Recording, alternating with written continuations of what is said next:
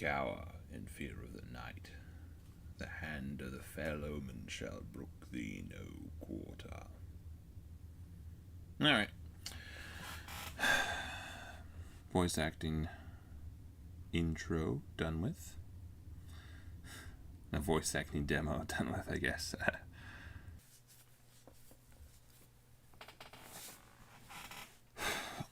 Alright. There's a thing I want to talk about, and it has to do with debating. And not so much the thing itself, but more so how people go about it. For the record, I understand the notion of debating. And I think it has to be done. You have to discuss subjects. How else will you know if ideas are good if you didn't test them against another person's, against a problem-solving mentality that wants to destroy them, right? And I also understand there's a certain degree of stimulation that goes with it. I imagine it's similar to an MMA fighter that's like going into the ring and they're pitting themselves against another individual, right? It's a very stimulating thing to pit your ideas against another person's and see who's come out on top. But it also feels like there are people who approach persuasion, that is trying to fundamentally alter the way another person thinks, with a level of, or rather a lack of consideration that I find almost horrifying. I'm pretty sure any psychologist will tell you that trying to fundamentally alter the way another person's mentality, that is, has a profound kind of unquantifiable effect upon the individual. And if you're trying to do this with not just the person you're debating, but also with the masses that you're trying to kind of persuade to your perspective, the people that are watching as well. I don't know. It just feels like there are people who approach it with all of the delicacy and forethought of some idiot saying, "Hey, let's bring in some rabbits to hunt. That's a great idea, right? What could possibly go wrong?" I don't know. It just kind of irks me. Anyways, moving on. We have some videos to review here. Alright. Let's see if we can get this up and running. Yeah, I did it. There's one from Dr. Mike. So I went back. It's not a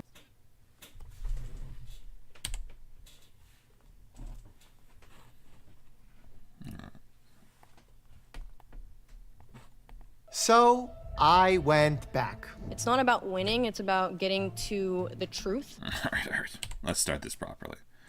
All right, here's a segment by Dr. Mike. Why doctors are mad at me for my debate. I think he went on Jubilee or something like that.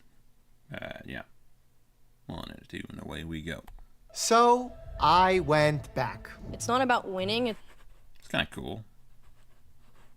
I'm assuming that's supposed to be a D, but it's a stethoscope. it's about getting to the truth. What I would like to see is freedom for me as a patient. That's one of the things that RFK and the Maha movement represents. He's That guy looks like he's on edge. clearly being demonized by the media. Do you know why he did it? Yes. Why? I can quote you word for word why he did it. I'm not arguing with you. I agree conflict of you research flip the switch exists. so fast and then it's like But I close agree and with intense. you. Aren't you mad at that? I And today, I'm surrounded by 15 RFK Jr. supporters. I went for round 2 to do the Jubilee Surrounded series, despite a lot of people warning me that there was no benefit to be had, but I disagreed, so I went back, and I'm about to tell you why. Huge thanks to Ground News for sponsoring this video.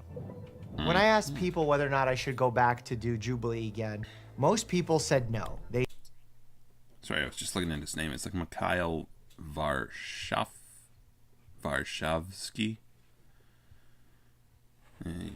Ruski. said, you already showed Kinda yourself sus. to be an empathetic doctor. The content might get too repetitive. You already showed the best side of yourself. What are you going to get by continuing to argue with people who disagree with you? People in general are pretty down on Jubilee. In fact, I've done multiple interviews with legitimate outlets, Vanity Fair, PBS NewsHour, where it seemed like the people that were writing the pieces had a negative view of the series as a whole, as if having these types of debates were not valuable. And It's gonna have around giving the intro to this one. Yeah, like I said, I think things need to be discussed.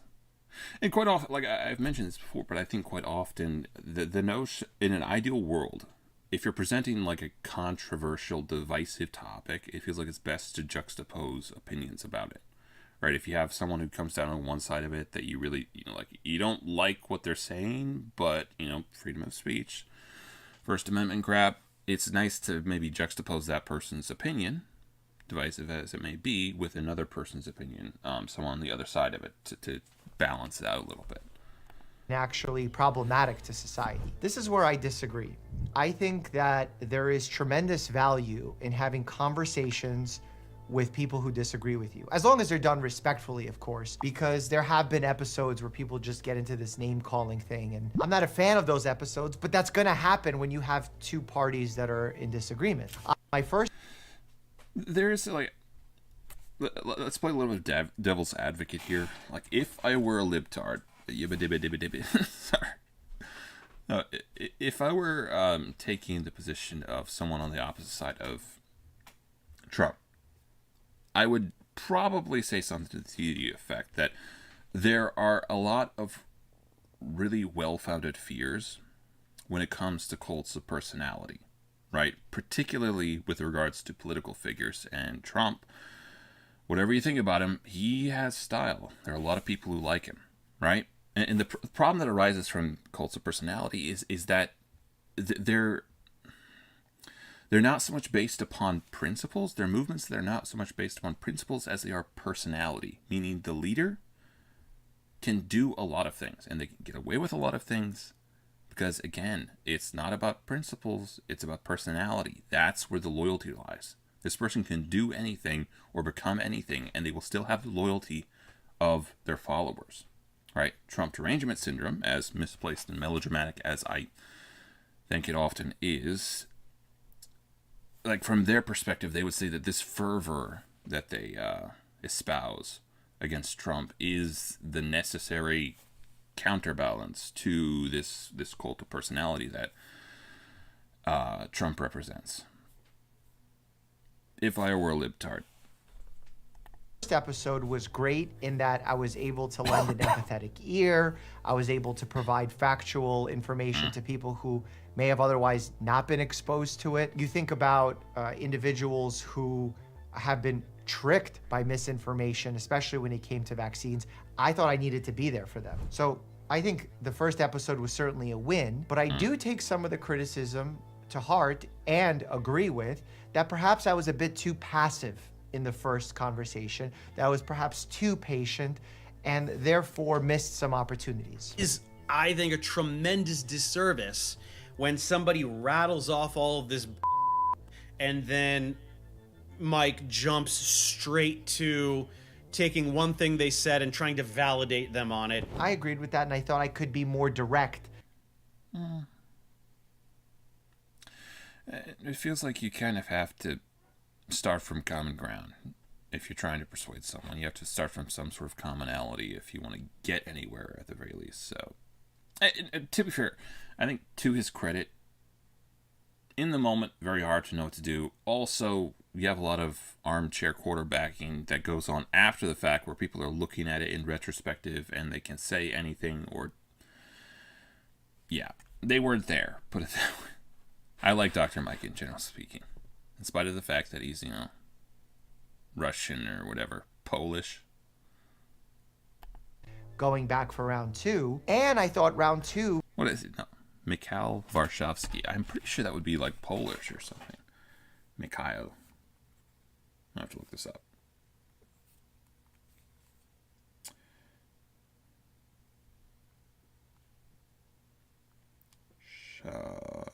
Varshav.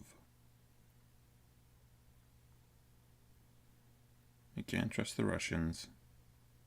To be fair, he's the first result that comes up. Oh, he was born in Russia. Okay, so he is Russian. Could be valuable to focus on an issue that I believe is plaguing the You know, I once, ironically, actually put a thumbnail of him up saying something about, I think about him maybe being a Russian stooge, possibly. I'm not for sure, though. That would be kind of like life imitating art. No, it was maybe unintentionally appropriate because I did not know he was Russian at that point. United States, and that issue is the appointment of RFK Jr. into the Secretary of Health and Human. For the record, I kind of like RFK, but I do feel like he's a little bit conspiracy brained. Just a little bit. Maybe. Kind of ish. Services position. I asked them to gather individuals who supported him, those who are part of the Maha movement, those who just love him as an individual, who love his policies. What did he say? Maha? Like MAGA, but with health or something? And I said, I want to debate these, but I want to debate them a little bit more direct. I want to be a little bit more provocative. And there were actually times during the debate where I raised my voice, which was a little uncomfortable for me. You know, being a doctor who's trying to be as level-headed as possible all the time, that's not a position that I normally find myself in. I never raise my voice with patients, and I feel like these conversations are similar in that way, in that they should. And, to be fair, I think people are willing to forgive a lot of stuff if they think you're genuine, and if they think if they think that you care about them, and they think that you're genuine. I think they're willing to take a lot of stuff, right? Be kept very respectful. But at the same To be fair, there's nothing that irks me more than someone who's like patently like faux considerate. Like there's just this like almost manipulative, oh, and how do you feel about, like, oh, shut up. Just be real. Just be real. At the same time, I thought it was valuable to show the level of passion that not only I feel, but my colleagues have been feeling for a very long time. In watching it back myself, I thought I did a pretty good job balancing being an active, empathetic. Oh, here's a point to be heard. Like, it does feel like you only ever hear the worst stories when it comes to news. So, like, those are the ones that are the most popular, obviously. Meaning the doctor that, you know, takes money or takes bribes or might not give their patient or whatever. Like, out of 1,000 doctors, maybe that one doctor that does it really badly or is, you know, motivated by not the best things. Like, that's the one that's going to stick out in our heads, right? The person whose botched heart surgery kills them or something like that, right? That's the story that's going to sit out. Like, the ones that go well, you never hear about them. So there's a type of bias, I think, that goes hand in glove with news collecting, right? Where it's only the astonishing, it's only the out of the ordinary that comes to the forefront quite often, right? Attentive listener. Well, and even of that, it's quite often, I think, the bad news is quite often the one that people will click on most often, so I think there would almost also be a bias towards that as well. With going to bat for my colleagues, science researchers, science in general, and allowing people just to see the flip side. He's like, science man. Never fear, science man. Side of the conversation, but being a good person, meaning that the people who I was disagreeing with, I didn't want them to hate me because I felt Just, never fear, science man is here. He can penetrate your body with x-rays and see all the... felt like if we created a You could probably get some sort of cheesy 50s advertisement for that. All right, I'm going to rewind this a little bit. people who I was disagreeing with, I didn't want them to hate me because I felt like if we created a hateful relationship right at the outset, no one's mind would be changed. No one would get any meaningful It's not wrong. value out of these interactions. And it actually worked quite well. Even walking in, I think I made a joke sitting down at the chair, which last time I didn't. I was so nervous. This time I was a little more comfortable, made a joke about the government shutdown, everyone laughed. It kind of put everyone in a better place. And then as feedback started coming in, I saw comments from some of my colleagues, and it got me a little bit upset. It pulled at the heartstring, because right now in the healthcare community, especially those who are trying their best to put out evidence-based content, we're all on the same page. We're all trying to do the best that we can. We all have different ways of doing this. I have the YouTube channel, the podcast. We do we all have different ways of doing this. I have the YouTube. This is a dude, I think I've seen a whole bunch of shyster health whatever. Right? You have to look that up. Channel, the podcast. We do silly videos with meme reviews, more serious, hard-hitting interviews with people who've been impacted by Maha. Other people make TikTok videos, dancing with hula hoops, Okay, whatever. now I have to look up Maha now. This is irking me. Maha movement.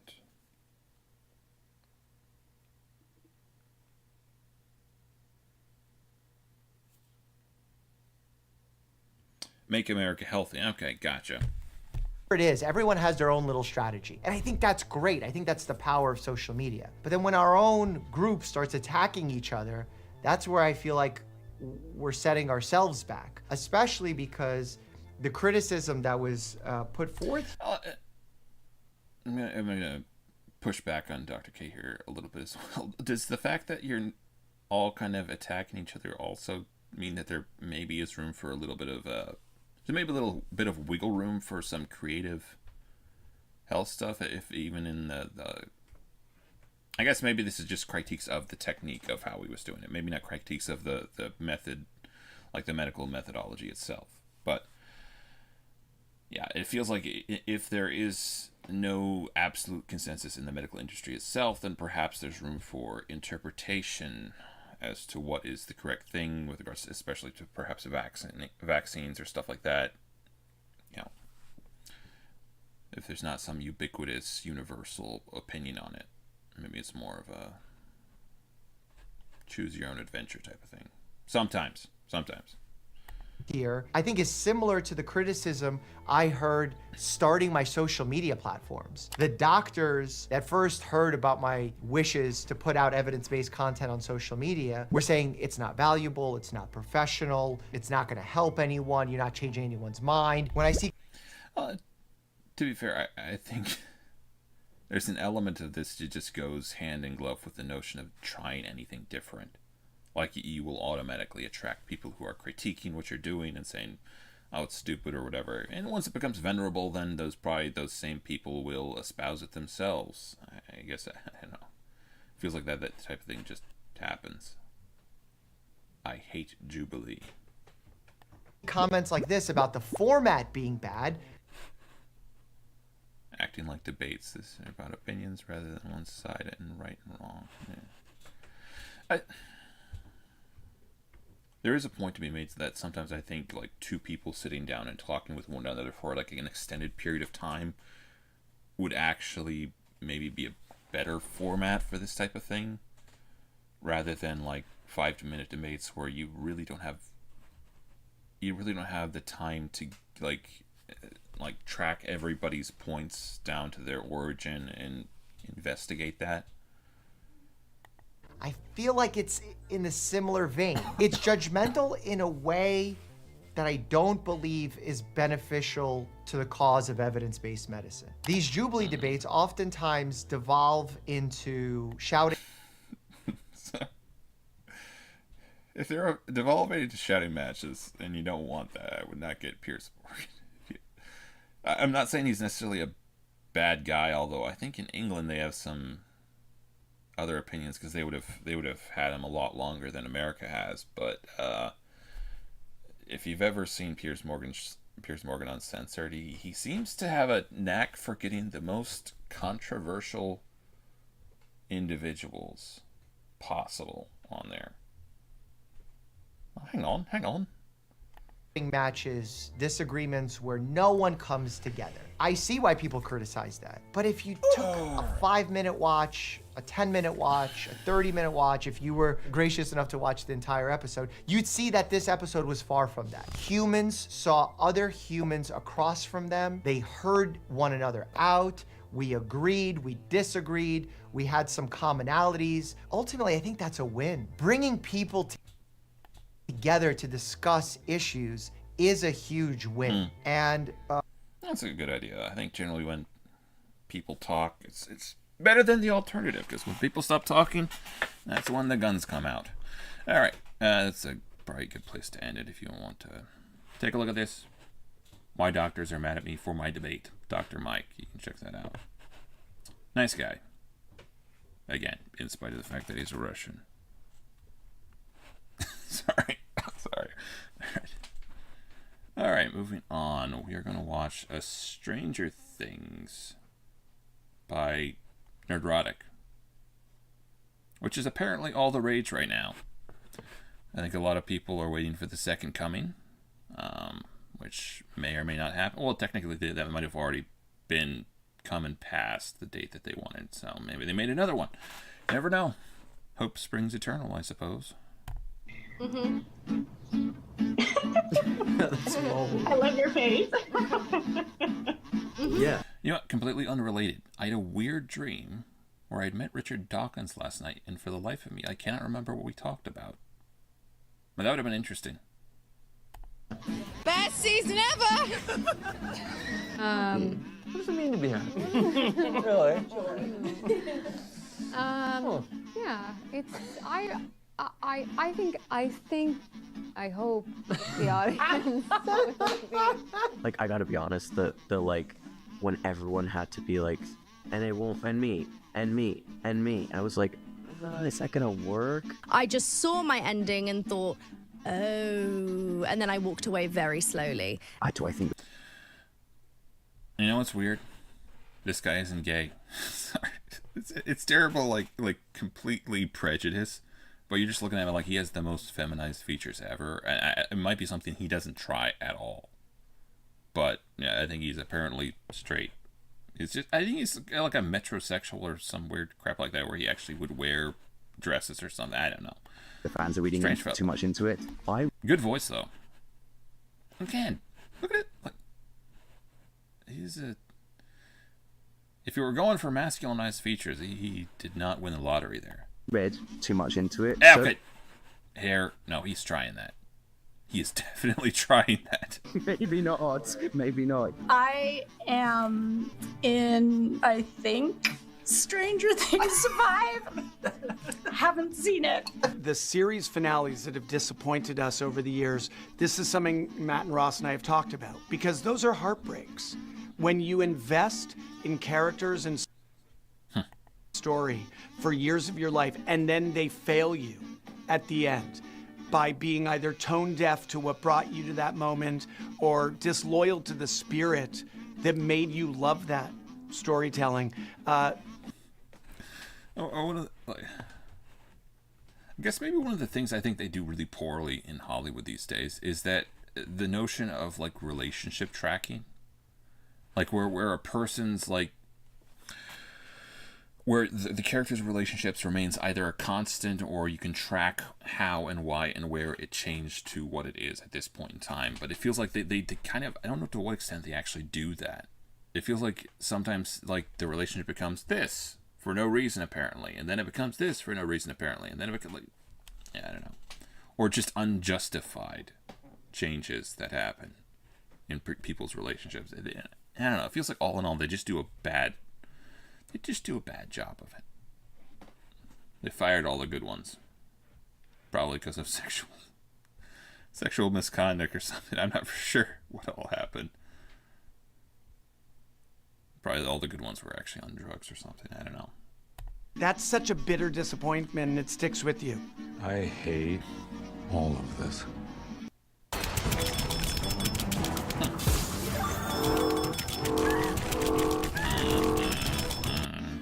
nerderotic.com. Greetings, you over 1 million hellions and the 40% who haven't subscribed yet. After waiting 3 full years for Stranger Things Season 4 and then another 3 years, Stranger Things Season 5 has finally arrived. And if you're not sure whether or not Stranger Things is important to Netflix or not, Season 5's reported budget is between $400 and $480 million. That's almost $500 million to you and me, and roughly $50 to $60 million per episode. Well, it was a weird thing is that they're still making like pretty good movies for like orders of magnitude less than that. So like I don't know, like I've heard the theory put forth that they will use whatever amount of money you'll give them, and I think that's probably more or less correct. If you give them $400 million, they will use that for the budget. Like they're not gonna penny pinch if they don't have to. They're not gonna come up with any new or innovative technique if they don't have to. If they can just throw money at it and fix the problem, they'll do that because that's obviously the easiest solution. Currently, there's a movie out in the theaters right now, Avatar 3 Fire and Ass, that will probably be at $1 billion by the time this video is released, and the only thing anyone's talking about is Stranger Things. But it might not be in the way Netflix hoped, including unintentionally creating the most memeable moment of 2025. I think that's the one where they have like an obscenely long coming out scene with Will. I think everyone was kind of ragging on that, even gay people. It's like, oh, sweet glory. Really? You had to do that? 5 and slipping it in the end. Truth is, I am different.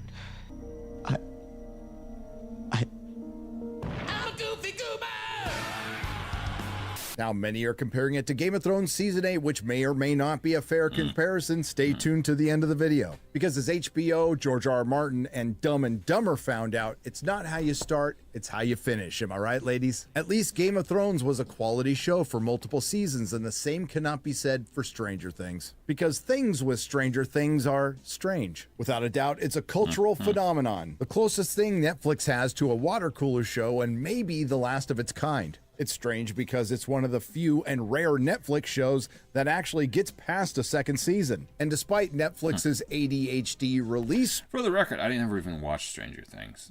It's a thing that I missed completely, and I don't think I will, honestly. It's too out there. I guess, like, the kind of like... what is the other one? The X-Files? The kind of, like, almost liminal sci-fi type things. Not Fringe. Was it Fringe?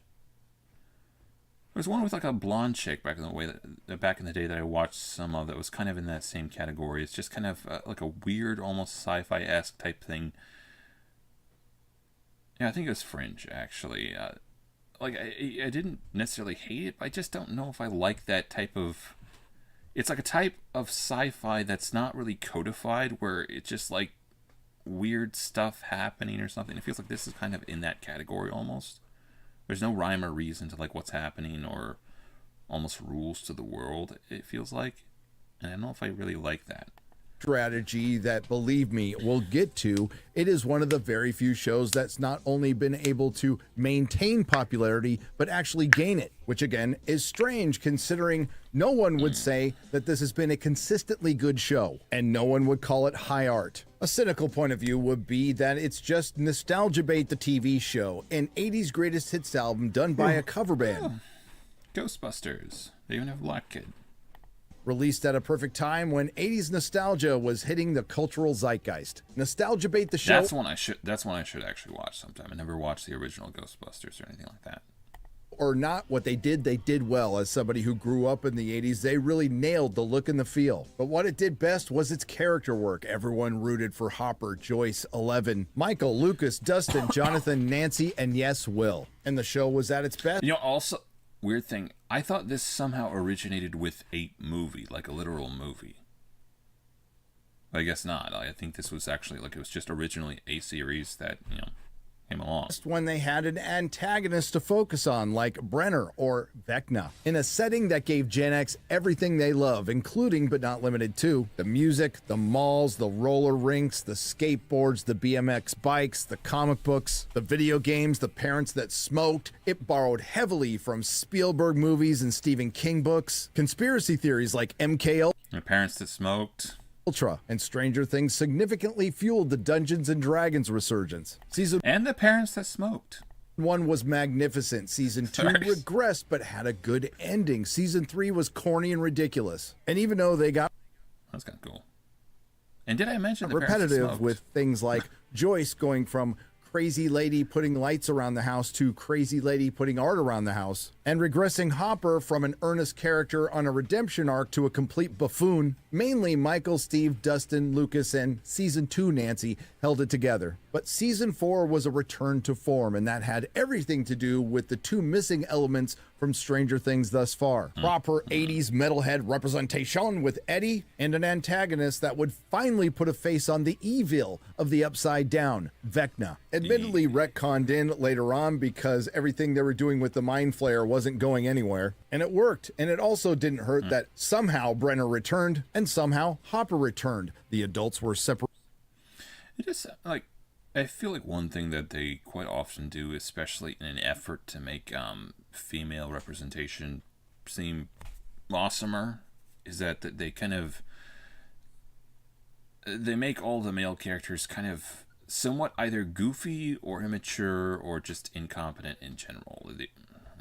It's kind of a broken record, but I feel like that is something they almost have to, in order to never mind, but it does feel like that's kind of a thing they do. They leave the movie bereft of any competent male characters in order to make the women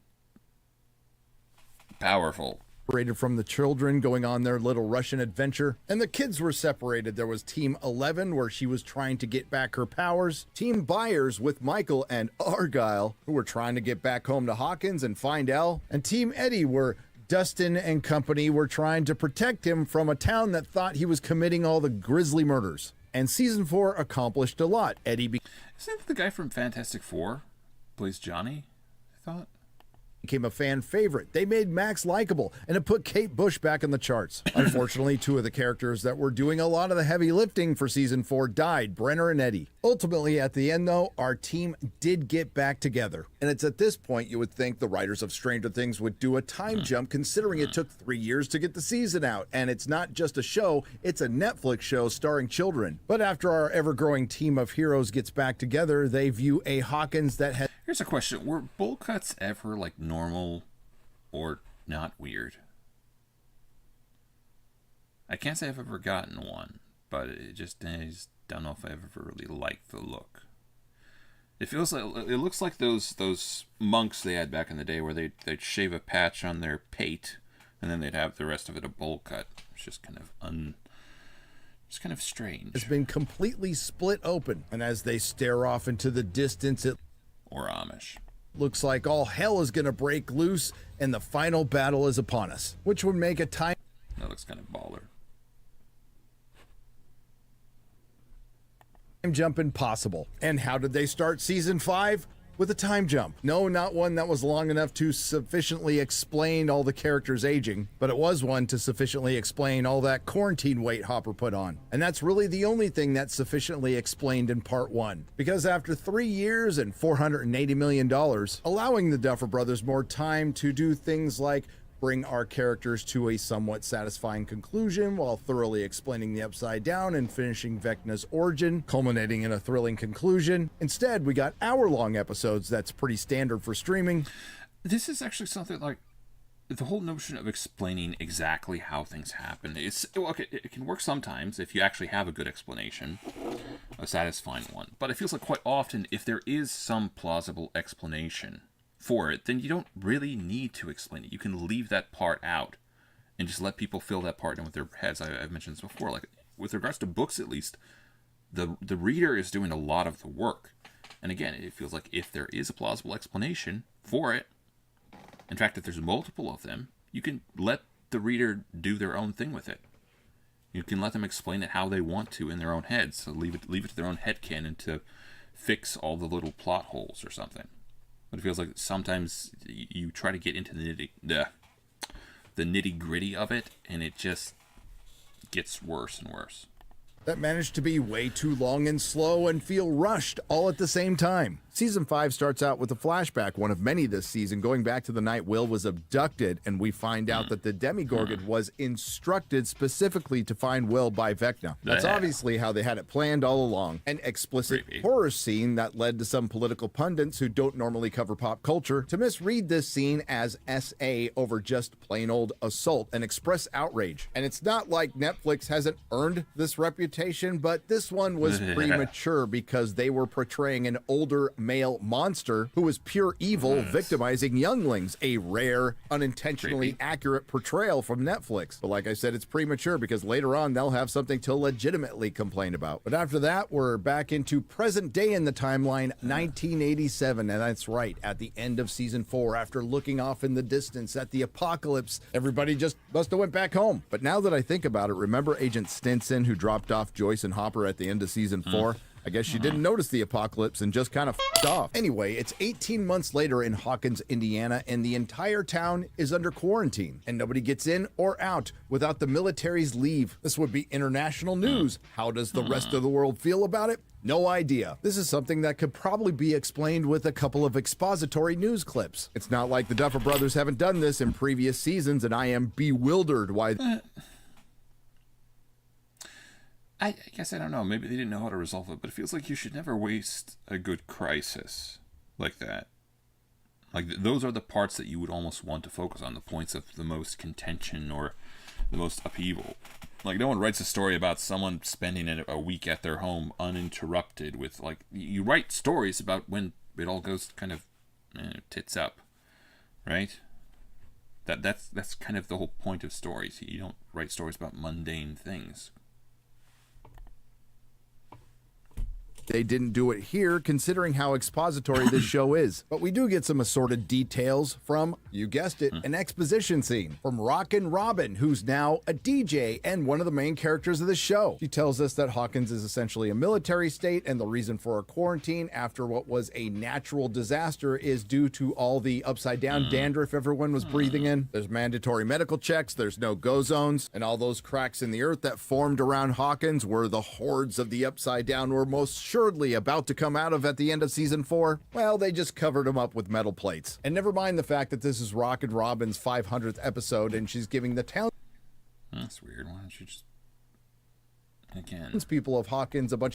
Why would you let a crisis go to waste? Of information they already know. This was clearly for the viewer. But essentially, things are just back to normal, and at least Robin got to slip in that she's going on a date, one that, unbeknownst to the citizenry of Hawkins, would be a lesbian date. You're gonna feel your life change forever. Just kidding. No, One gummy, you're gonna feel chill and mellow. 2 gummies, you'll feel euphoric but not overwhelmed. The Byers now live with the Wheelers. Lucas is still sad because Max is still in a coma. The actor playing Lucas is still sad because he went from a primary character to a supporting character. Okay, here's another one. When did this become a thing? It's not like an afro. It's not a high top fade. It's just... What would you call that? Sorry, I'm not up on black culture. What is this? Maybe that is a high top fade. I don't know. Purpose is just to be worried or sad about Max. Speaking of sad, Dustin is still upset that Eddie died. So are we. R.I.P. Nancy's gone from an intrepid reporter who was pretty good with guns into a brilliant military tactician. Jonathan is still useless, whiny, and gayer than Will. Will is still gay. Michael still doesn't know Will is gay. Hopper in his quarantine weight is training Elle in a montage scene that they probably should have left to the stunt woman. Joyce just stands or sits around looking concerned. And it's at this point I'd like to remind you that it's only been 18 months since the end of season 4. That's right, 18 months for Elle, Michael, Lucas, Dustin, Will, and a particularly rough 18 months for Robin. And because it's the final season and God knows this show needs it, we're introduced to more new characters like Timothy McVeigh and a new batch of evil military guys. And the person who will eventually become the fearless leader of this special forces unit in 1987, a woman played by Linda Hamilton, playing a man, trying to outdo her. It looks like the lady from, what is it? Come on. Murder, She Wrote. insufferable performance as the anti-natalist Sarah Connor in Terminator Dark Fate, and she pulls it off. Never mind the fact that a show that's supposed to be in the 80s has completely forgotten that women weren't commanding special forces in 1987. Then there's our brand new primary alternate timeline protagonist, who technically isn't a new character, but she might as well be, the recast Holly Wheeler. Who? You know, Mike and Nancy's cute little sister who was last seen playing with a light bright in season 4. And arguably the best character of season 5, dipshit Derek. I'm not dipshit Derek anymore. I'm delightful Derek. And no, I'm not worried at all that they're adding to an already bloated cast, and I'm sure it won't get in the way of things like properly explaining the mechanics of the Upside Down and Vecna's origin, and leading to things like a rushed ending to get to a prolonged epilogue. Now, normally I think Netflix's recent release strategy with their bigger shows breaking them up into parts is the worst compromise between the binge model and releasing them weekly. But in this case, in theory, I think releasing it over Thanksgiving, Christmas, and New Year's was pretty smart, as long as they focus on the core group and don't waste a bunch of time on characters they introduced in later seasons, or running around on meandering cockamamie plans that are occasionally interrupted with some forced heart-to-heart and an exposition dump for the secondary viewers. What is secondary viewing or second screening? It's one of those things where it feels like if you try to do too many things, you can't do any of them effectively. If you try to do a few things really well, you can do that. Sometimes you just have to specialize. Anyways, that's Nerdrotic, Strange Things, whatever, blah, blah, blah, blah, blah. You can look it up if you want to. All right, moving on. I wanted to look up gypsies because, you know, why not? So, Romani, also spelled Romani with a Y, or Romani with 2 R's. Colloquially known as the Roma, are an Indo-Aryan ethnic group. I'm assuming that means like kind of Asian, Caucasian? Indo-Aryan. Okay. Wait a minute. A diverse collection of peoples predominantly found in South Asia who traditionally speak Indo-Aryan. Oh, goodness gracious.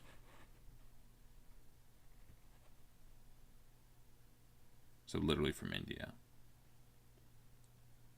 Pastorals. All right. Who traditionally lived a nomadic, itinerant lifestyle, linguistic and genetic. Okay, see, I wouldn't have thought they would have been from the, unless Indian kind of changed over the years. I guess I don't know exactly where the people from India came, but you would have thought like Romani would have been more like Western Europe type people rather than actual Asians. Alright, blah, blah, blah, blah. Linguistic and genetic evidence suggests that the Romani originated from the Indian subcontinent, in particular the region of present-day Rajasthan. Their subsequent westward migration, possibly in waves, is now believed by historians to have occurred around 1000 CE, Common Era, i.e., in the year of our Lord. You know, weirdos. I want to check and make sure the audio's... This is the stupidest time to actually do it, but I want to check and make sure the audio's going.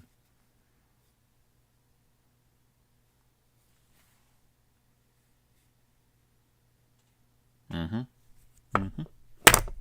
goodness gracious.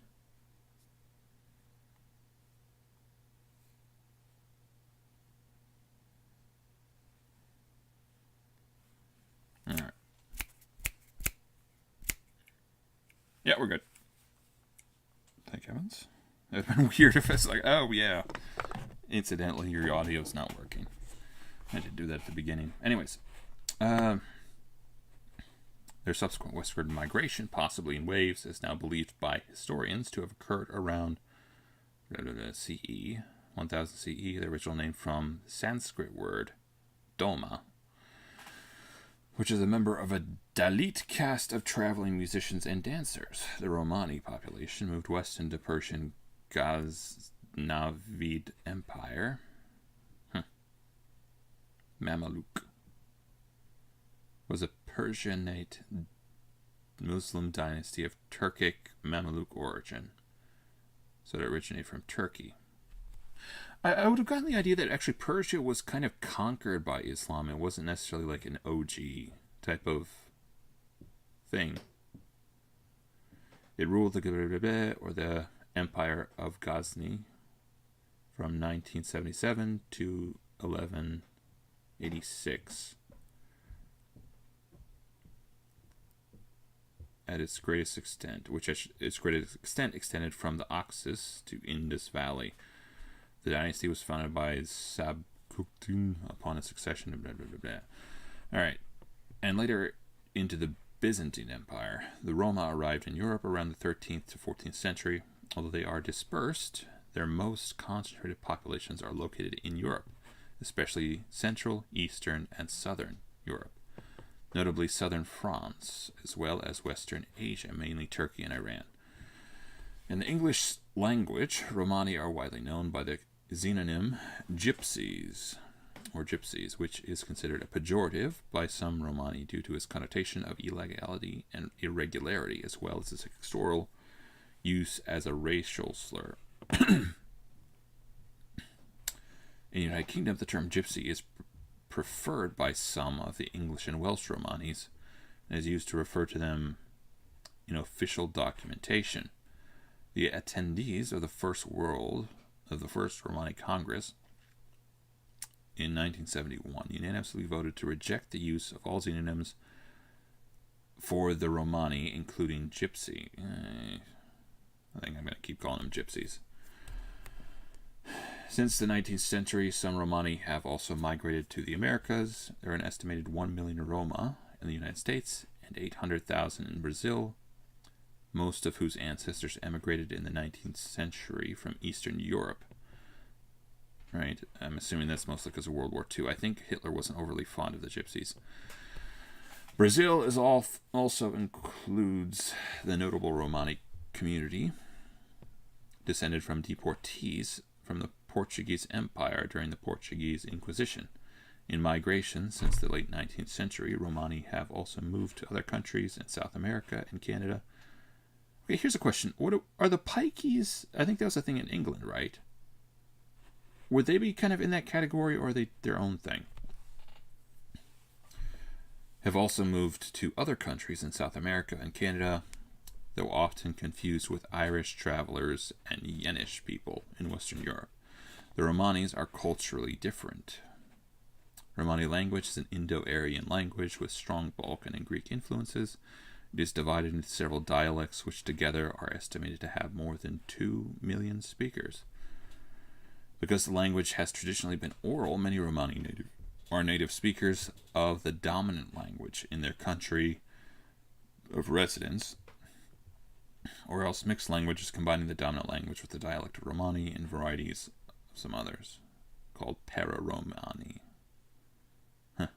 Names, edonyms, endonyms, alright. Other designations, populations and subgroups. Many Roma refuse to register their ethnic identity in official census for a variety of reasons, such as fear of discrimination. Despite these challenges, getting an accurate picture of the Romani dispersal, there are an estimated 10 million in Europe, though some Romani organizations have given earlier estimates as high as 14 million. Significant Romani populations are found in the Balkans and throughout Europe. In European Union, there are an estimated 6 million Roma. Outside Europe, there may be several million more Roma, particularly in the Americas, following migration from Europe beginning in the late 19th century.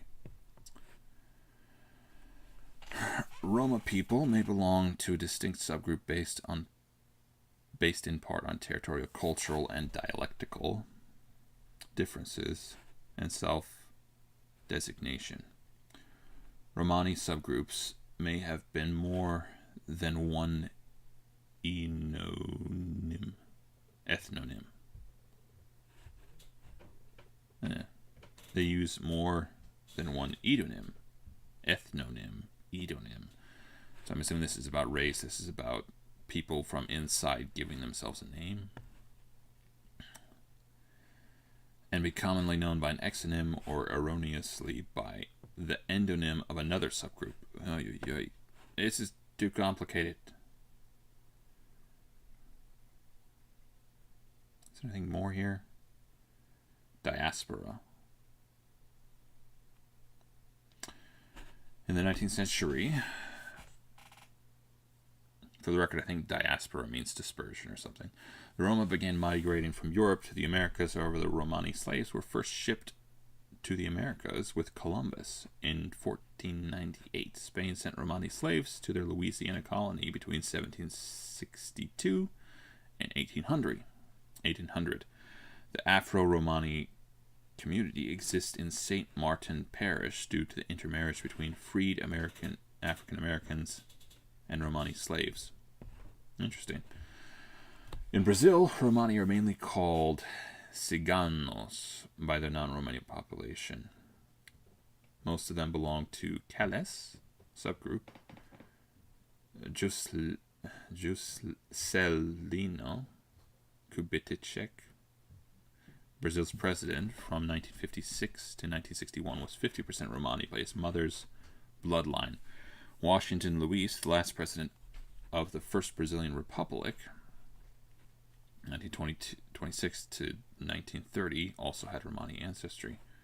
The Romani population in the United States is estimated at more than 1 million. There are between 800,000 and 1 million Romani in Brazil, most of whose ancestors emigrated in the 19th century from Eastern Europe. Brazilian Romani are mostly descended from German, Italian, Sinti, and the southeast regions. And the Romani and Kalan people. Persecution against the Romani has led many of the cultural practices becoming extinguished, hidden, or modified to survive a country that has excluded them ethnically and culturally. The very common carnivals throughout Brazil are one of the few spaces in which the Roma can still express their cultural traditions, including the so-called Carnival wedding, in which a boy is disguised as a bride, and the famous Romani dance, picturesquely simulated with the women of the town parading in their traditional attire.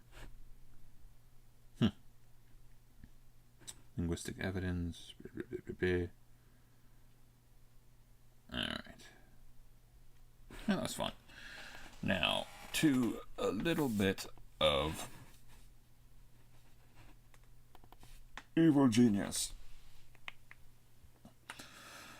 Give me a second. I want to go grab some water.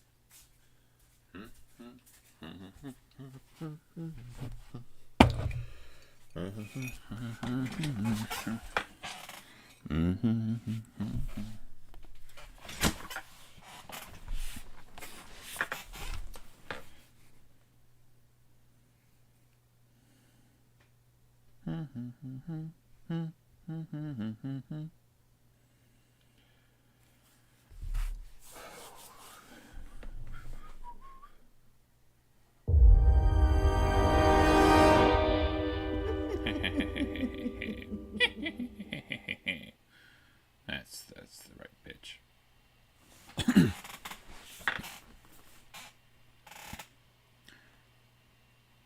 I should work on my evil laugh.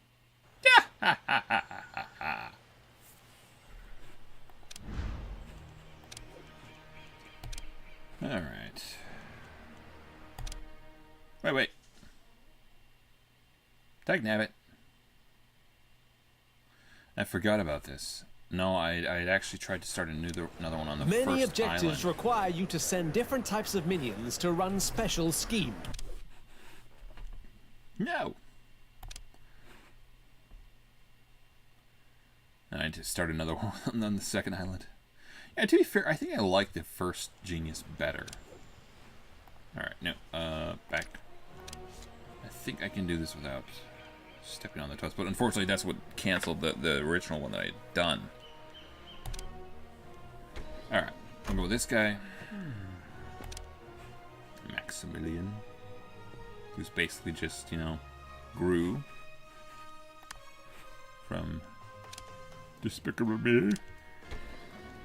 Alright. Let's boogie. Let's boogie down.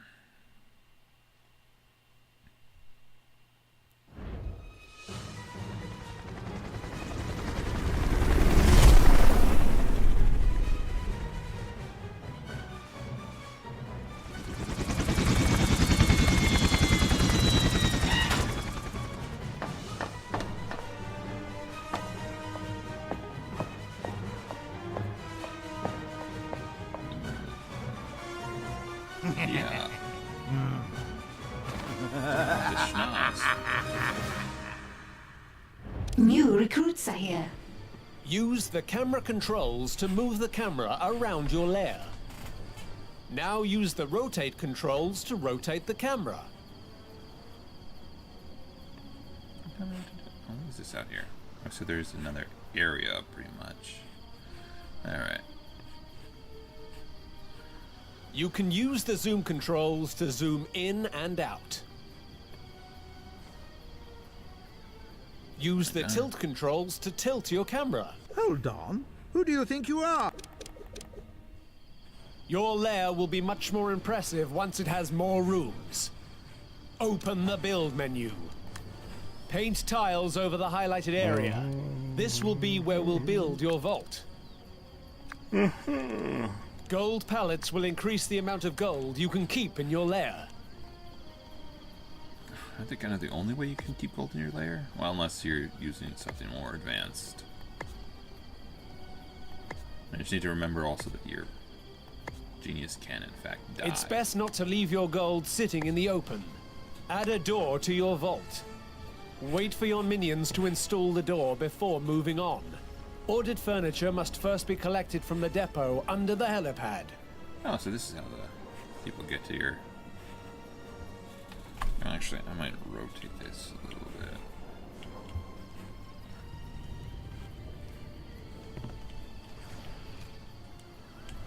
Is that a good angle? Look at that. That. That'll work. Alright, what is this supposed to do? Secure the vault. Wait for the minions. Blah, blah, blah, blah, blah. I wish there's probably some way to skip the tutorial.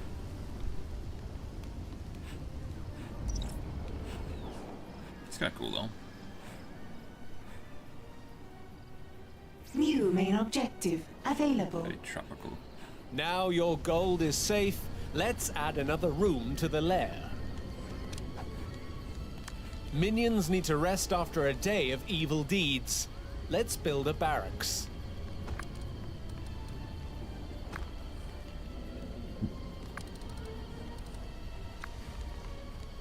Beds give minions places to sleep when their vitality or morale start to run low.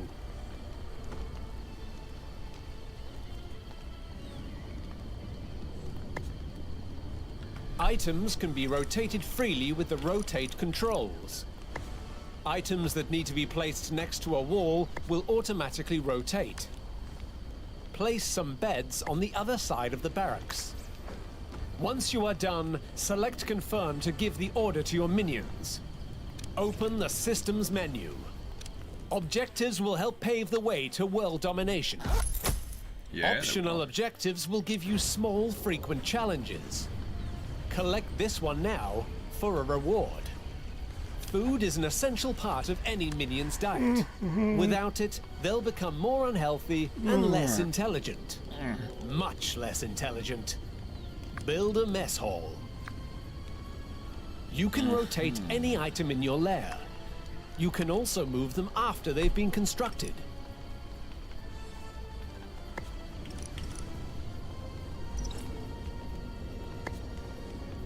New main objective available. Basic food counters restore minion smarts and vitality, and stop stomachs from rumbling. In the Navy.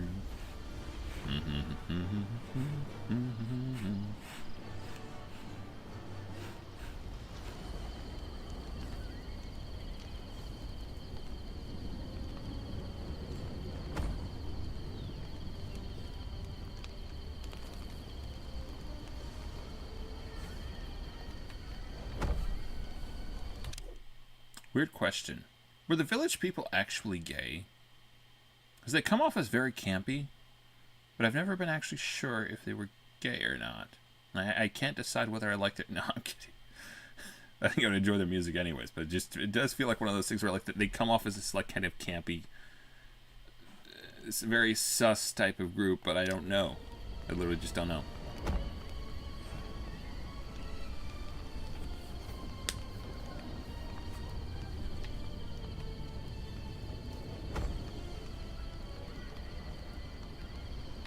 Well, and to be fair, like you would imagine that Hollywood like artsy types would maybe tend towards that. Obviously, Freddie Mercury was a dude who would kind of be in that category. Really good singer.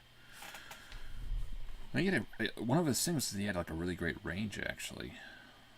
Something like that.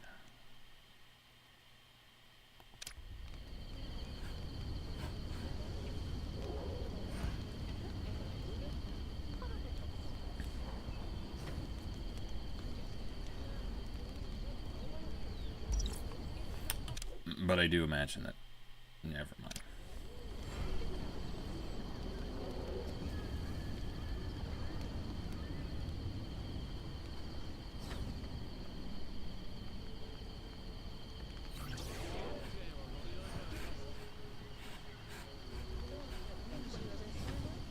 Alright, come on.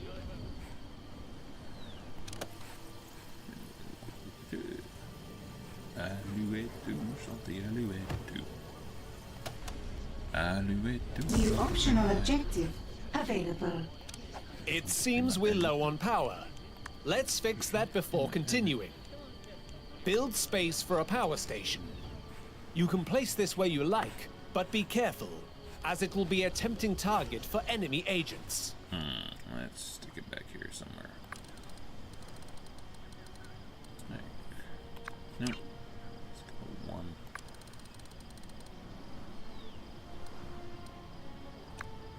Like so. Generators power items in the lair. Without it, almost nothing will function.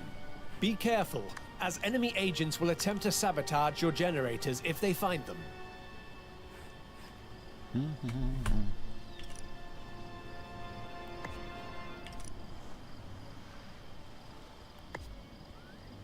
It sure is dark, isn't it? Are you scared? No? Me neither.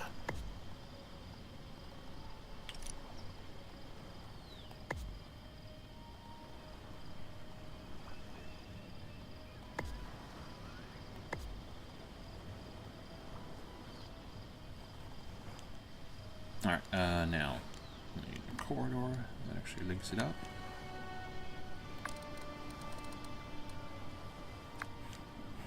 Alright, there we go. Huzzah!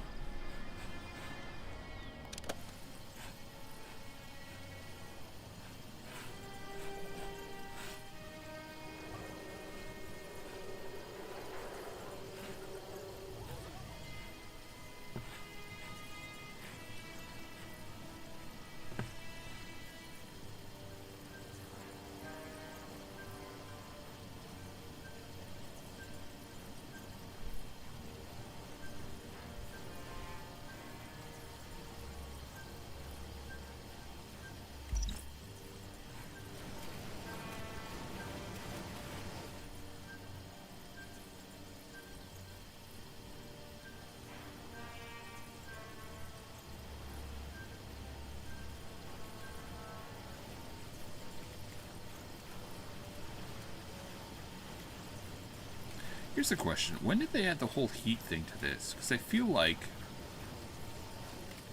when I initially started it, you didn't, like the whole notion of... Defeated agents lie in maybe body it's just a bags on the different, floor, causing minions to lose morale if they get too close. Build an incinerator in your power station to maybe it was dispose just of them. a thing where I had it on an easier difficulty, so heat didn't come into it, but it does feel like they didn't have heat at that. Right? Like the whole heat-cold thing wasn't a thing at that time.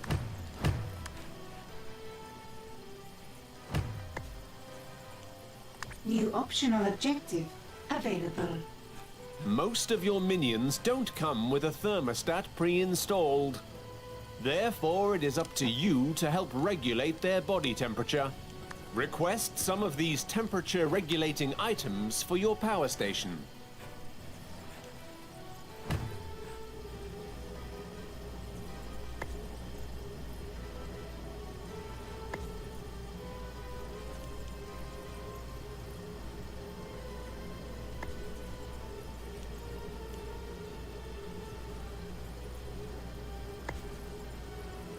As you fill your layer with more contraptions, the temperature level will change. At extreme temperatures, this will have a negative effect on your furniture and minions. By building different furniture, try to maintain a comfortable temperature throughout your lair.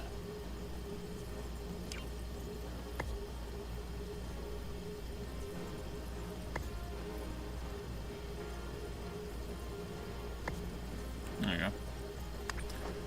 Do that. I think the power station is just always going to be hot, though. You can get an upgrade that allows for ceiling fans, though. That's good. I think that helps with it, maybe.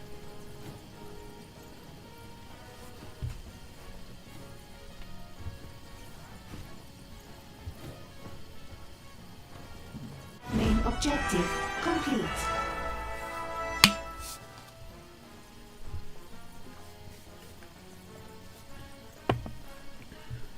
New main objective available. Open the character selection panel, then select the Evil Genius portrait to highlight and follow your Evil Genius. With the Evil Genius selected, interact anywhere in the highlighted area to move your genius. New main objective available. You need a control room to send minions into the world. Let's lay down a plan for one. Control room down here, like so. I'll just. Alright, so we have 4x4.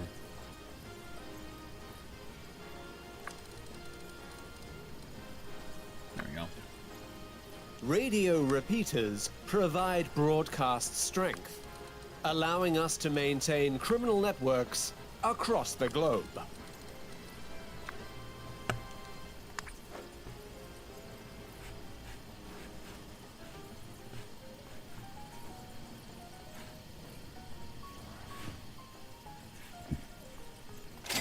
Salaries paid. Huzzah.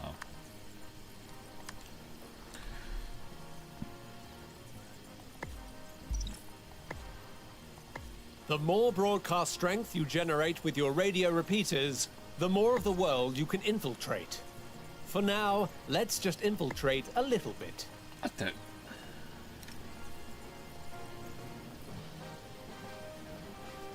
Just move them out. Alright, let's put it there.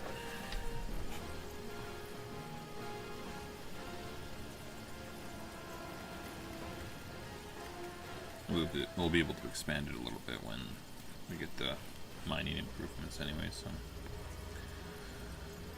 hopefully it shouldn't be a problem. But we might actually put doors on both of these things. I know what dastardly. New main objective available. Head to the world stage. Each of the highlighted regions is an excellent place to start your journey towards world domination. Select a suggested region, or any other region if you know what you are doing, I know what I'm and doing. scout it to establish a criminal network. Albeit I let my Once built, evil you genius can die, use but I know our what I'm criminal doing. network to run schemes in this region. Alright, let's get to Brazil. Get Brazil running. We'll take over the Americas first, because I mean, who cares about all the rest of the world? America forever!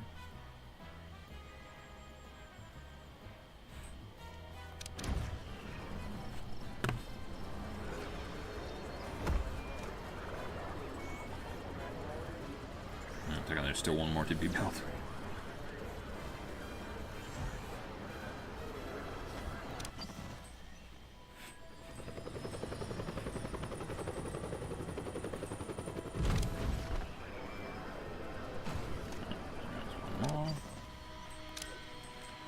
Let's go like so. I'm all packed, boss. Send me into the world, and I'll come back with plenty of gold. No. Oh, goodness. Come back. You think you're coming back? No, I'm not having you coming back here, tracking justice all over the place like mud. They'll follow you right to my door, and then where would we be? Take a little gold for yourself, then send the rest back here. Use your share to live a quiet life.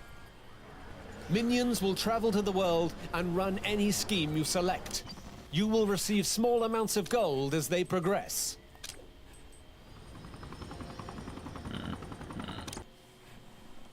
New main objective available. A prison will make for the perfect place to hold your enemies before questioning them.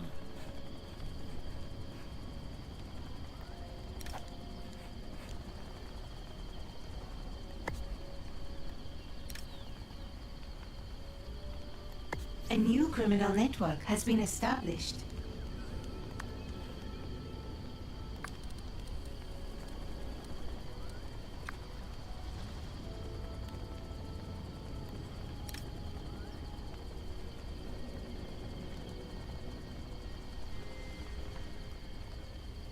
A new criminal network has been established.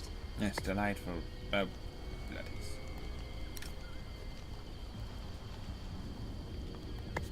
move these over here.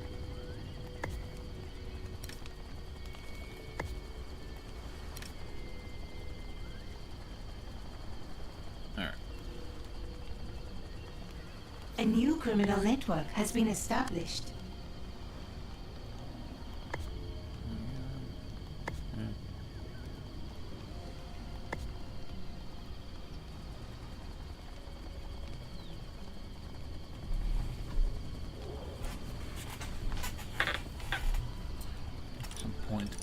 A new criminal network has been established. I know what's going on. Alright, there's some lockers.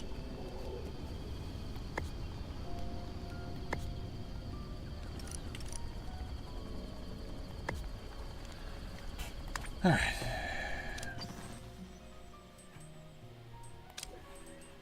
Yeah.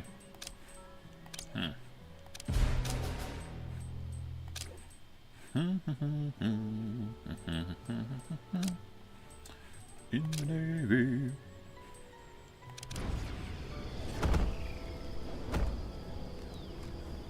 A scheme has succeeded.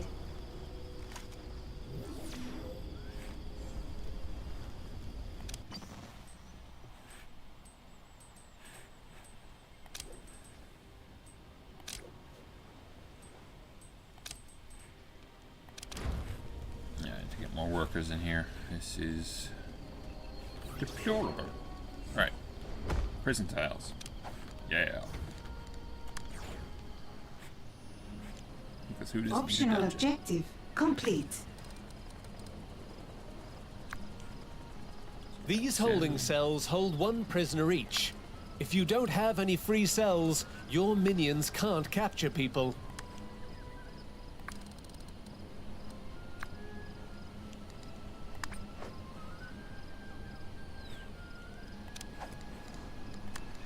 New optional objective available.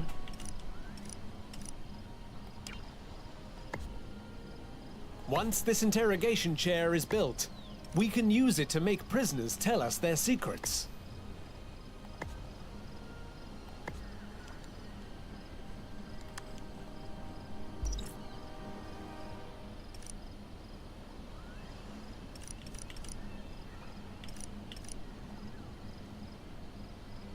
New main objective available. Experiment with interrogating agents. You never know what secrets you will uncover. I also want to do bigger vault. What is it? 50,000. Yes, I need more space for my gold.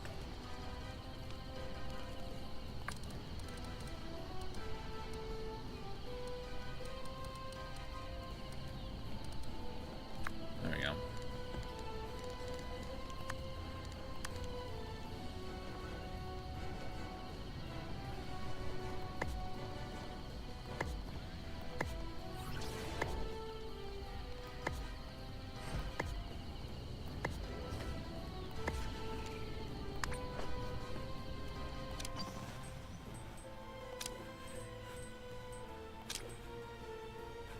Almost there.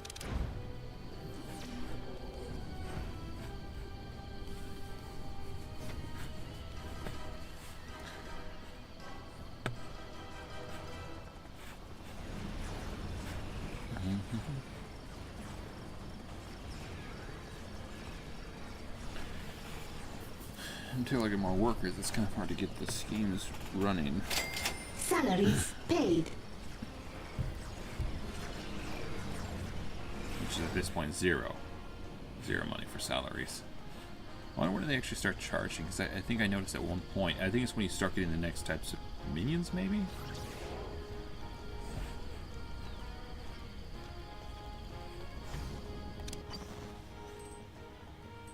Alright. Huzzah! I need to do that. I need to... Alright.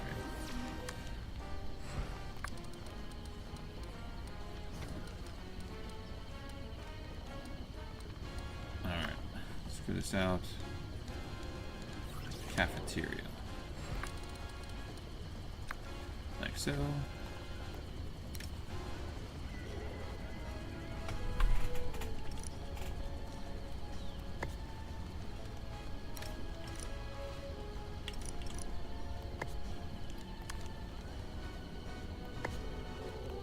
Alright, and then what do I do?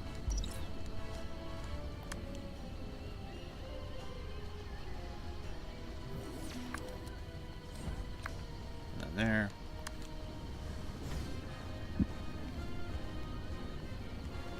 Let's fill this in.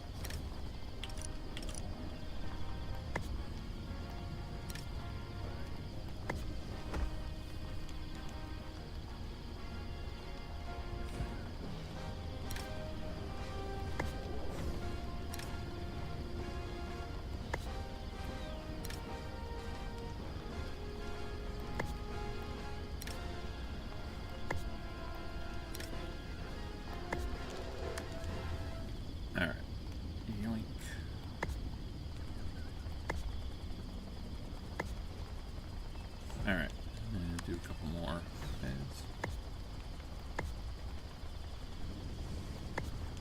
Next up. Alright. 58,000. Now, let's see if we can get some more schemes going. New optional objective available.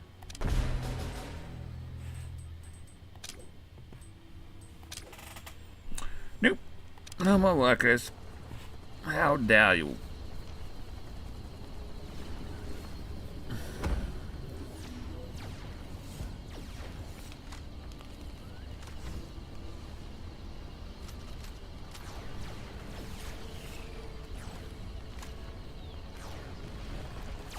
What is that?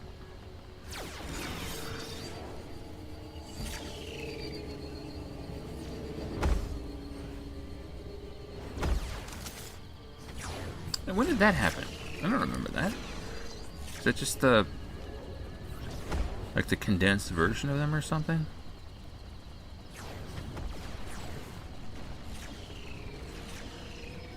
And so it looks like it's sucking it up and then putting the bed somewhere else.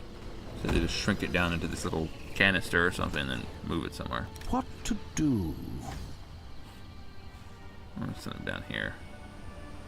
I don't know, maybe. Well, I don't know. We'll see.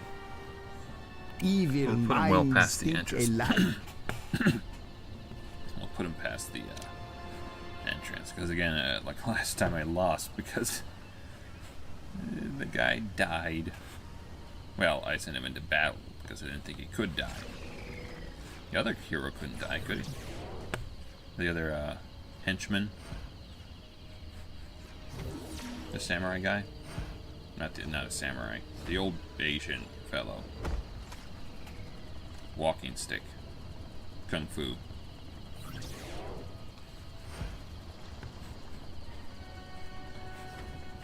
Alright.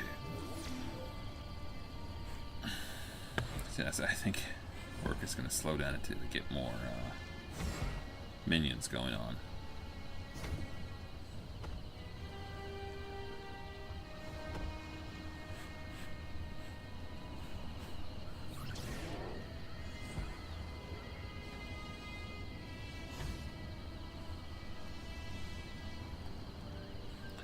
Alright, let's speed things up for a little bit.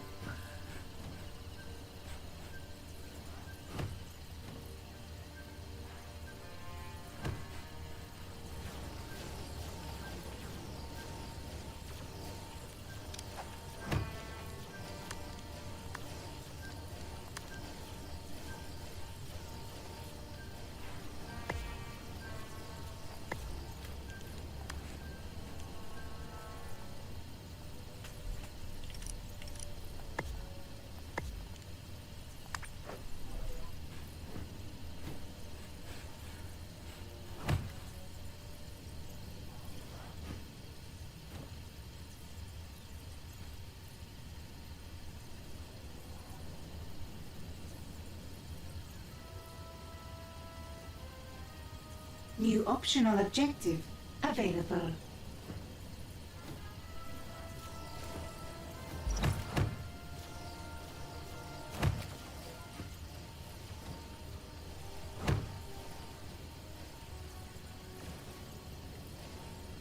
There you go.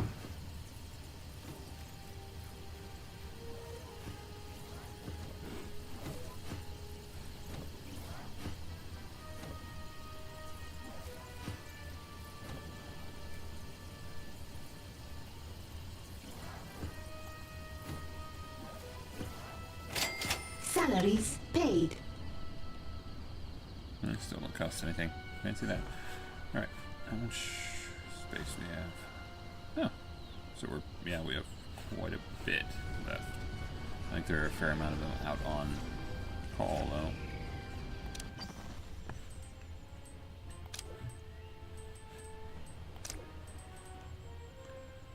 Alright. Those guys out.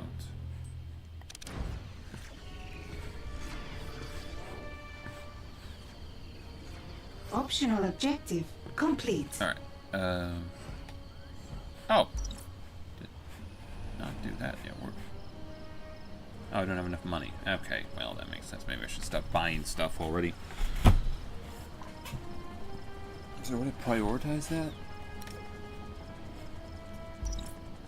Edit.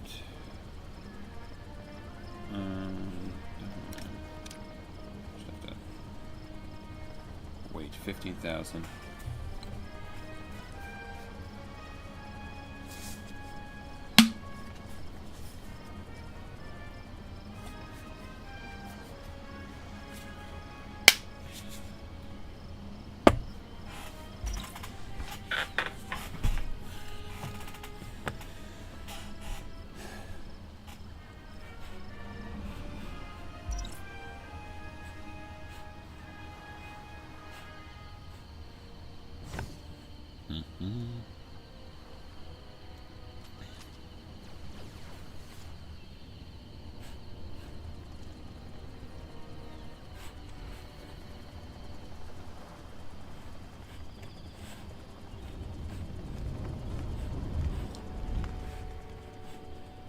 check out some of the other levels here.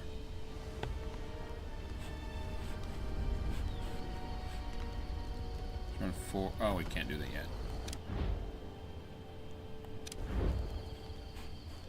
So I wonder, like, do you still try to construct the Midas device in this one?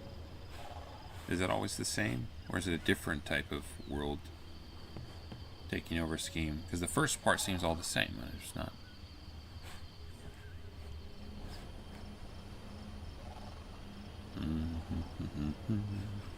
Alright, as soon as I get that constructed.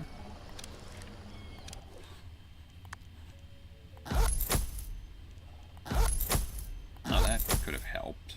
Moron.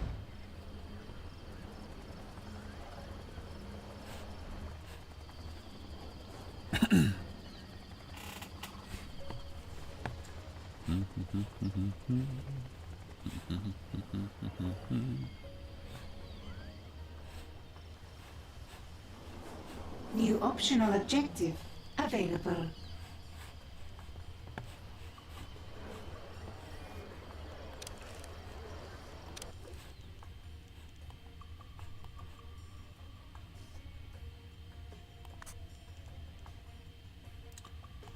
Complete one scheme. New main objective available. Where we're going, we don't need roads. Head to the world stage to recruit a scientist. All right.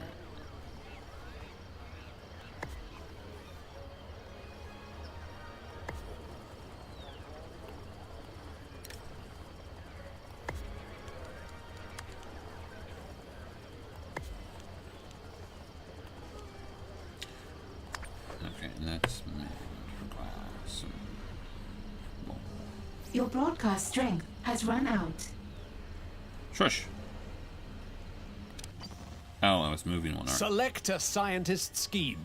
Special schemes are often highlighted on the world stage with colored signs. Keep your eyes open for these important schemes. Once complete, the scheme will yield you a fresh-faced scientist.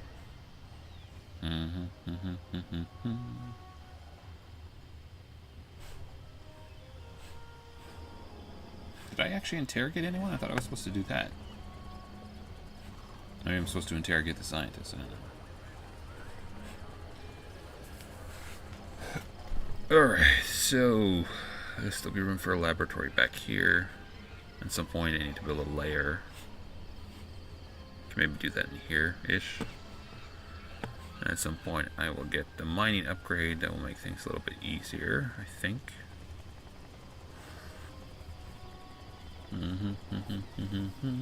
And pretty soon I'll be getting this hopefully opened up.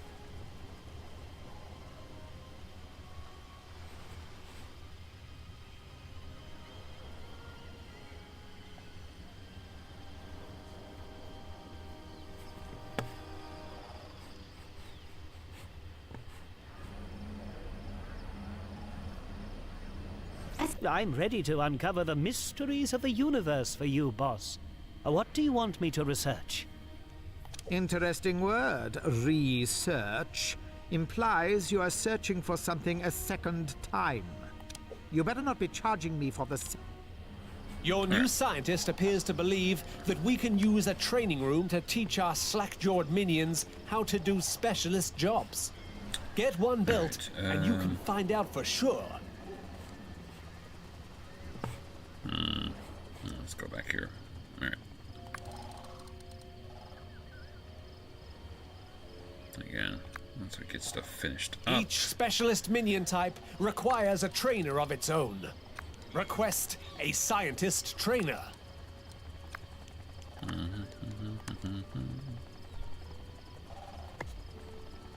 Once built, you will be able to instruct your minions to train as scientists.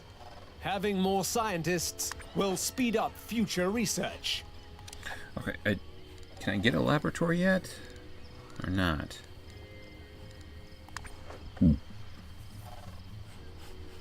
Oh dear. Oh my.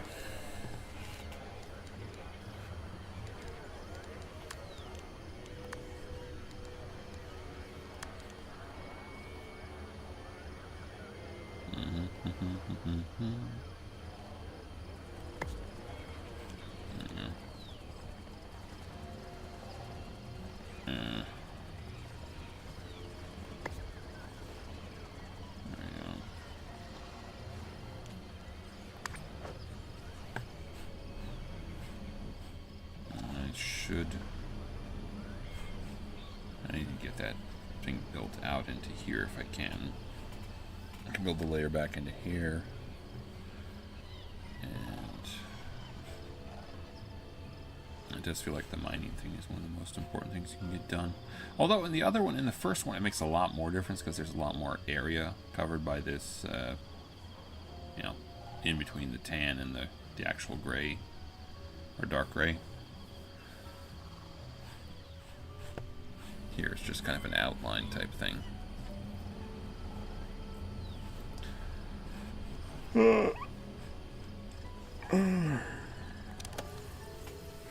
Slow start, but we're getting there. New optional objective available.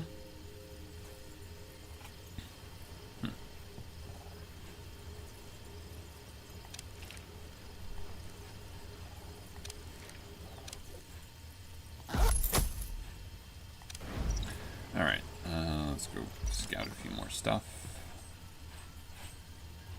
Canada. The Western Hemisphere is mine. Who cares about Greenland? That's basically Europe anyways. There we go. New main objective available. With the correct training furniture built in your training room, you can request that your minions train to... That's a question. Does Greenland actually exist entirely in the Western Hemisphere? Because it's high enough up there and it's far enough over that it almost feels like it would exist somewhat in the Eastern Hemisphere as well. become specialists. Head to the minion training screen to request training of some new scientists.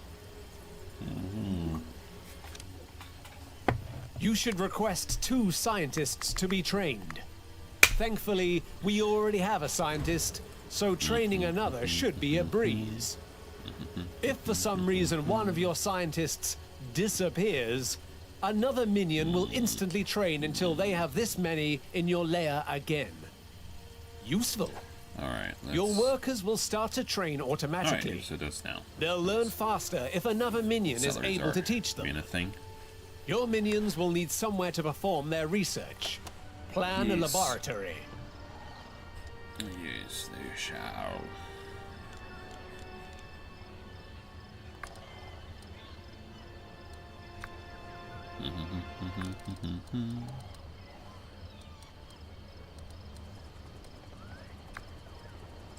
A whiteboard is essential for scientists to perform research. As we unlock more potent research, we'll need to provide them with more advanced equipment. New optional objective available.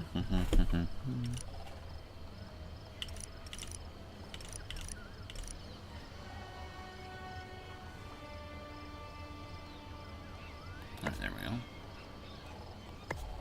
Alright, 3 of those.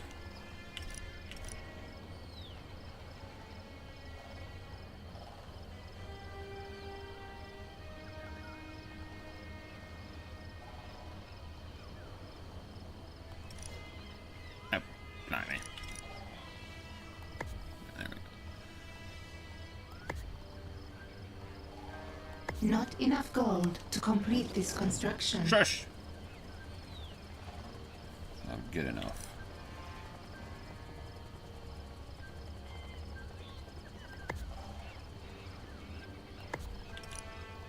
Huh. Perfect place for that. If I could.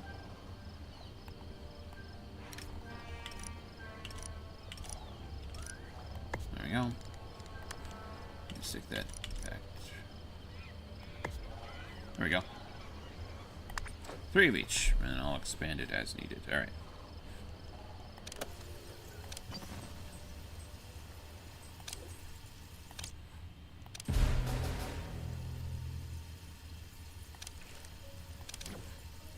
I'm not waiting until I actually need money for that.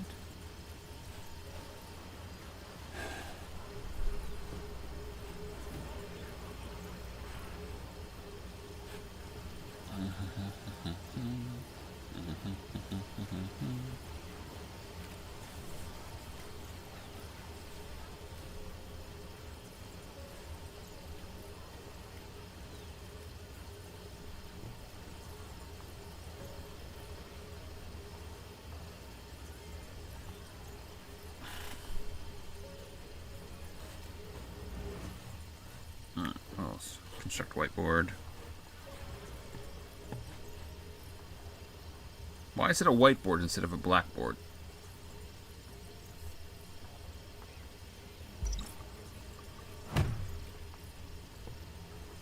How much do these things cost? New main 30,000. objective available. Open the research screen and take a look at all the diabolical opportunities.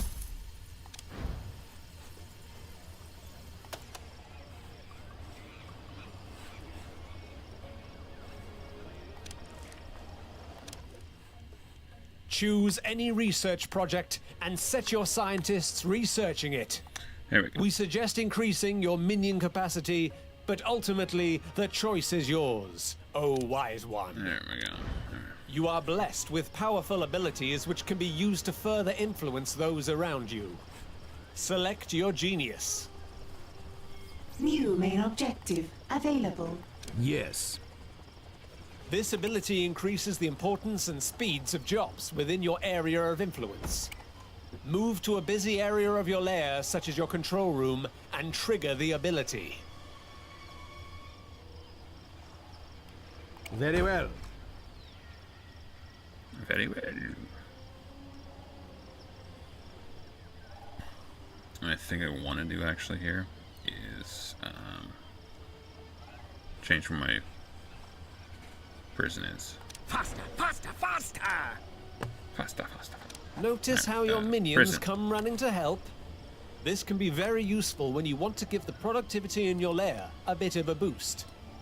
If your genius isn't in a busy room, try moving to somewhere there are jobs to be done, and try again. Like so. Is that about right? Alright, now.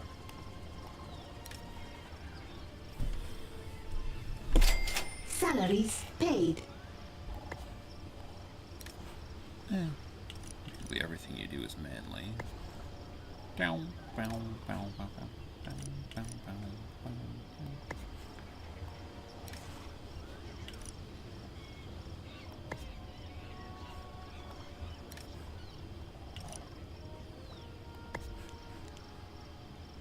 Alright, there's that.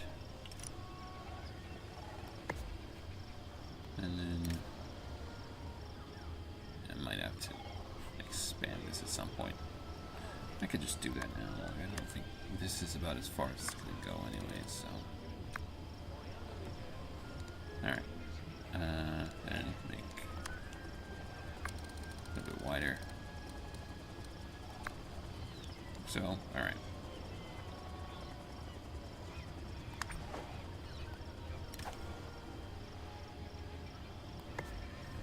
Alright, there we go. Then, what do we require but a bit of electricity?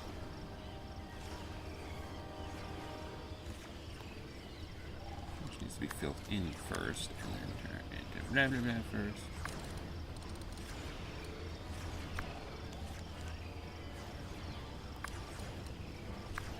Alright, now, power station.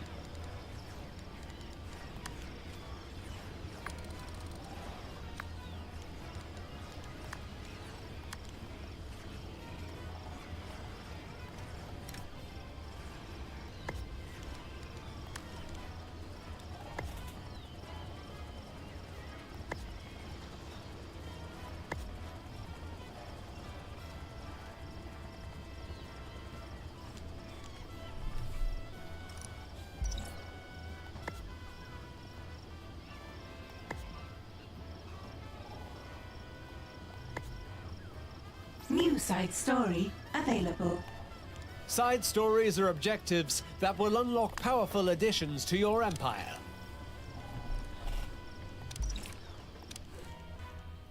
You should start by learning about how guards work. What we need is a little more About 70 kilos on a good day. 80 if I use both hands. Uh-huh. And how many bullet wounds can you take before you give up? 1, maybe 2. My point exactly. Get out there. Many objectives require you to send different types of minions to run special schemes. Let's go to the world stage to get started. One of the highlighted schemes is near one of your criminal networks. You can send minions to complete the scheme now, or you can search the globe for an alternative. Alright, I have to get the electric finished. Alright, you know, actually, I think I'm gonna be done for right now. Alright, thanks for watching. You guys have a good day and all that. And good day.